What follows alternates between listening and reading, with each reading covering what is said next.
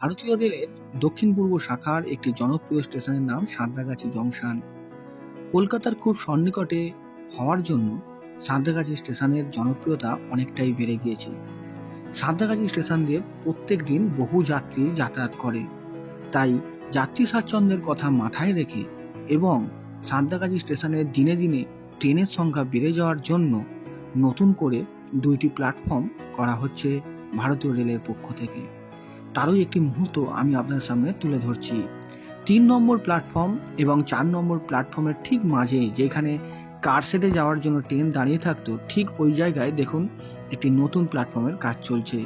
Foot over bridge দিয়ে দেখুন এই সিঁড়ি নামানোর কাজ চলছে। আগে একটি মাত্র ফুট ওভার ব্রিজ ছিল আমাদের সাঁতরাগাছি স্টেশনে, বর্তমানে আরও 2টি ফুট ওভার ব্রিজ করা হয়েছে, যার মধ্যে একটি সর্বসাধারণের জন্য খুলে দেওয়া হয়েছে, আরেকটি এখনও খুলে দেওয়া হয়নি।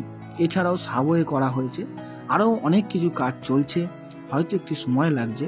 আশা করছি আগামী দিনে আমাদের হাওড়া শহরের এই সাঁতরাগাছি স্টেশন আমাদের কাছে এক সুন্দর স্টেশন